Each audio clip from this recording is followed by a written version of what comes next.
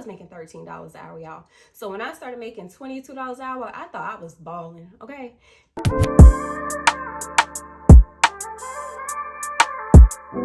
Hey guys, welcome back to another video, another upload. It's your girl Neek. This video is long overdue, guys, and I know I say that every time I come on here, but hey, I'm here, okay? All right, guys, so much has happened since my last upload. I'm thinking about doing a story time. So much has occurred, like you guys wouldn't even believe what I've been going through, but I am going to make a video about it. I've made so many different changes, career changes, life changes. I've moved states, so I'm going to fill you guys in. But let's get right into today's video, guys. Today's video is titled LPN or RN. No matter what setting I'm working in, no matter where I am, I get questions from young people, old people, girls, guys, people that are in nursing school, people that are not in the healthcare field, period. They want to know, how did I decide to do whether LPN or RN? Which one is better? Which route should they take? And ultimately, the decision is yours, guys. But I have put together today a list of things that help me in my deciding factor. And maybe by the time we get to the end of this video, it will have answered some questions that you have had about which route you should take. So let me say this. If you're new here, welcome to the channel. If you're a returning viewer, hey guys, hey girls, welcome back. All right, guys, we're going to get straight into the video, okay? What is an LPN? An LPN is a licensed practical nurse. To obtain a license to practice as a practical nurse, you will likely attend a 2-year technical college. The program is probably about 3 semesters long, or 1 year. In my case, it was 1 year. That was outside of my prereqs. So it took me about 1.5 years to get.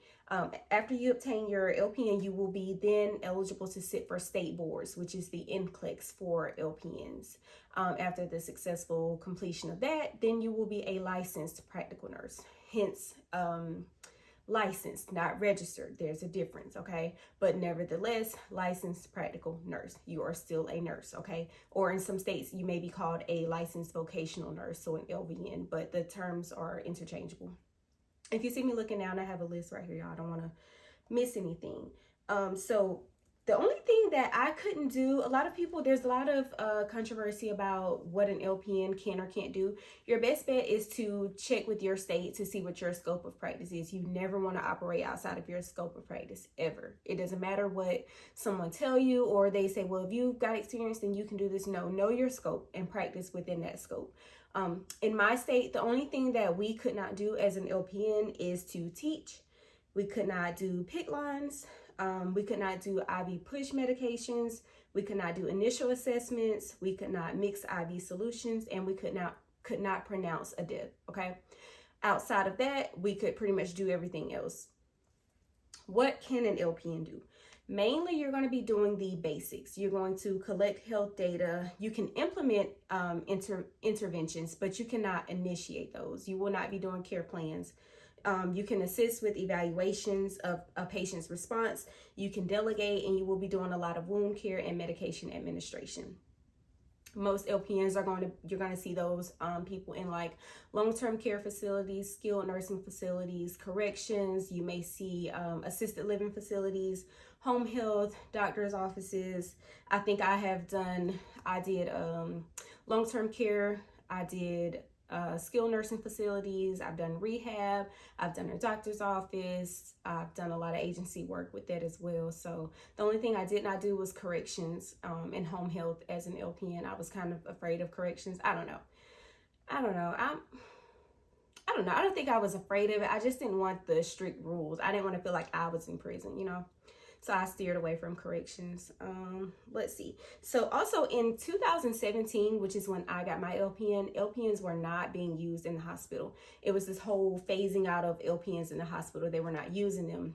They were using CNAs or techs. They're called techs in some hospitals, and they were training them up. They were training them up to do what an LPN basically could do. Like they were drawing blood, they were doing EKGs, all of that. So they were not paying an LPN basically. They were not being used. However, in my opinion, it just overworks everybody. Why not have help there?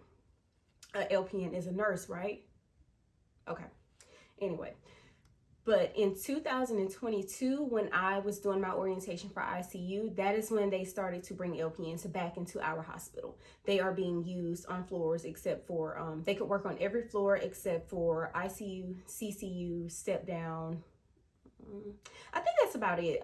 Basically the specialty areas, we could not use LPNs in those areas, but they were bringing them back into the hospital. So now in 2024, you could very well go to a hospital with LPNs on the floor with RNs, okay?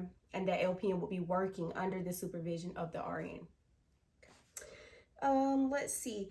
Let's talk about pay. So your pay is going to be dependent on where you live. So I would suggest that if you're trying to decide if you're going to go for LPN or RN first, that you start to look at the pay range for where you live or where you plan to work.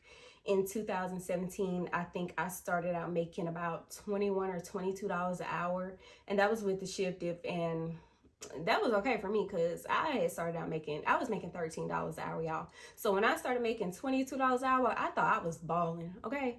And I used to run it up. Over time, it was nothing that I could not do. Like, I was busting out doubles. Me and my homegirls, we was taking trips. Like, we was balling off that $22 an hour, okay? So don't let that discourage you. So, but like I said, that was me being a new grad, fresh out of school. And let's see, what did I do after that? Oh, I got introduced to agency shortly after that. So being agency, I started making about 35 an hour with being an LPN. I think the most I made an hour with the LPN working agency was 50 an hour. And so I pretty much stuck around at that facility through my agency because they were paying me like 50 an hour. And I was doing that like on full-time. Like I did not have a full-time job. I was just doing agency contract work. And I was making bank. Like I made some of the most money I've ever made being an LPN. So don't let the numbers scare you. But again, do your research because rates have dropped since then, but you can still make great money as an LPN doing agency. Okay.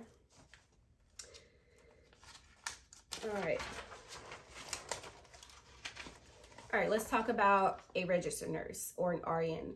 A registered nurse is one who has completed about a 2-year program. I think at your community colleges, it's about a 2-year program, but you can also complete this at a 4-year university.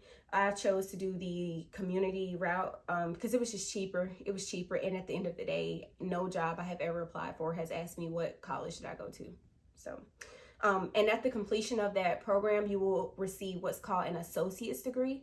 So you will be, have an ADN. You will be an ADN student, an associate's degree in nursing. Okay. So at the end of that, you will be eligible to take the NCLEX for registered nurse, NCLEX RN. After you complete that, then you will, if you successfully pass the NCLEX, then you will be licensed to practice as a registered nurse. So that's where the difference come in. You have a licensed practical nurse who has a, you have a license in practical nursing, and then you have a registered nurse, okay? The LPN will work under the supervision of the RN, okay? I hope I've made that clear, guys. So both LPNs and RNs sit for the same boards, the NCLEX, but they are two totally different tests. The NCLEX for LPNs are tailored toward your education and what you will be doing, and the RN is tailored more to what you will be doing as an RN. For me, my RN was more in depth than my LPN, but it was both were stressful, but they're two different tests, but you both take the boards. Let's see. Oh, as a registered nurse, your scope of practice is way larger than what it is as an LPN. As an RN, it encompasses everything. A lot of things as an LPN you will do under the supervision of an RN. As an RN, you are that go-to person. There's no one for you to go to. You're covering your whole scope of practice, but you can delegate. You will be delegating to the LPNs, to the CNAs, and any other allied healthcare professionals that are working under you. You will be the supervisor. You will also develop care plans. You will teach. You will assess. You can pronounce. You will hang blood products. The responsibility is pretty great as a registered nurse. So there you have that. A lot of RNs, you can work pretty much everywhere that I said an LPN can work. The only difference is you have a much broader variety of employment options. You can enter into specialty areas such as the ER, labor and delivery, ICU, cardiac. There's so many different specialties that you have access to as a registered nurse versus as an LPN. Let's see. as a registered nurse, you also have the option to not work bedside. You can work for an insurance company like Aetna, Blue Cross Blue Shield, Humana, just to name some. You can also do case management. You can also do utilization review. These are things that you can do that are not bedside nursing. So look into those as well. Let's see. So the pay is going to be dependent upon your experience. If you go into a specialty area, if you go into the hospital, you know, those things will fluctuate. I will say in about 2022, new grads were starting out at about 36, 37 an hour. But if you worked weekends, you were right at the $50. It was nights and weekends. If you worked nights and weekends, you ended up being right at $50 an hour. So, and then you have agency. Agency always tends to pay more than what you would make as a staff nurse, because you don't get the benefits and the PTO that would come with the staff position. So let's see. Now let's get into my decision making. I took the LPN route first. I chose to become an LPN first because in my situation, I already had kids. I just needed to do something fast. I needed to do something better than what I was doing currently.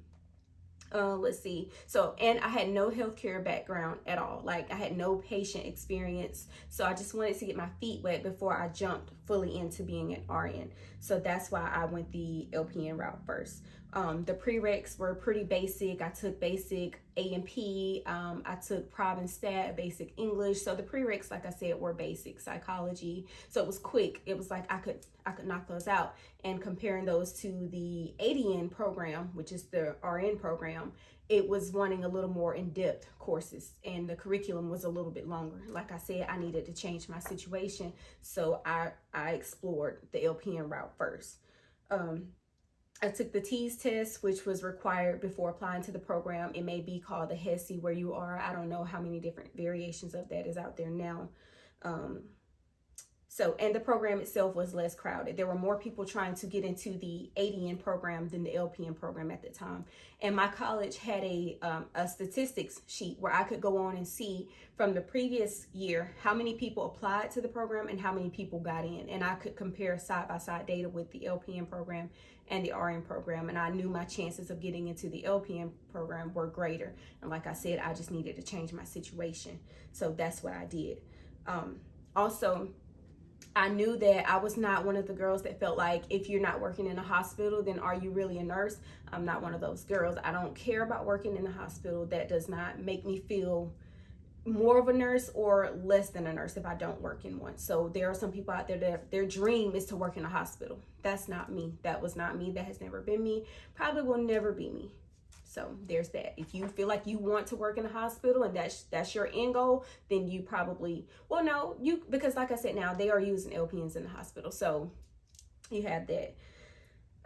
Let's see. You also need to look at your financial situation. I looked at my financial situation at the time. Like I said, I was making $13 an hour. So when I looked at the average pay rate for an LPN in my area of $19 an hour, that sounded pretty damn good to me.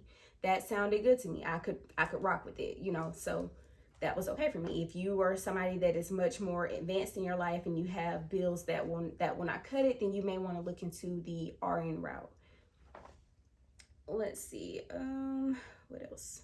So like I said, yeah, I did my LPN first in 2017, and then I took 5 years off, and then I did a bridge program at my same community college that was 10 months long, and I received my RN or ADN. And then I went immediately, no, I think I took like maybe 3 months off after that, and I received my bachelor's, and I just recently applied for a program for a nurse practitioner program.